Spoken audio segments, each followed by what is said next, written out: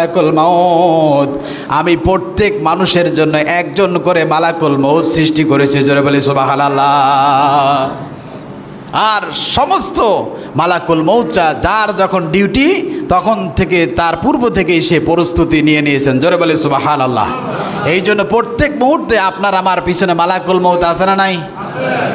এই কথা যদি মাথায় থাকে তাহলে কেমন করে তুমি নামাজ পড়ো না, কেমন করে তুমি মিথ্যাবাদী ছলতাতুরি করো?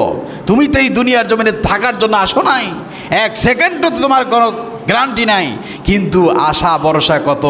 অথচ লোকটা কালকে সকালে মারা যাবে। কোন সকালে? আজকে ভাইয়ের সাথে মারামারি আছে না নাই? আগামীকালকে এই টাইমে সে কবরে থাকবে, এই টাইমে সে মামলা মকদ্দমা কিনিয়া, জাগা জমি নিয়া কিনিয়া।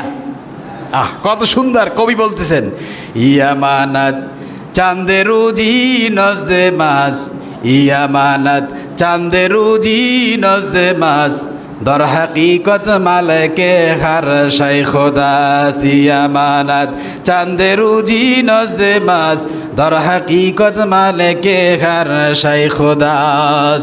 ওহে পৃথিবীর মানুষ, তোমার কাছে যত আমানাত আছে কয়েকদিনের জন্য, দর হাকিকত মালেকে হার শাইখ দাস। আসলে এই মালের প্রকৃত মালিক হলেন কে? আরেকটু জোরে বলেন কে? আল্লাহ পাক বলতেছে সব কিছুর মালিক হলাম আমি আল্লাহ। আর দুনিয়াতে আমার জমি নিয়া, মাত্র 1 বিঘত জমি নিয়া ভাই ভাইতে খুনাখুনি মারামারি আছে না নাই?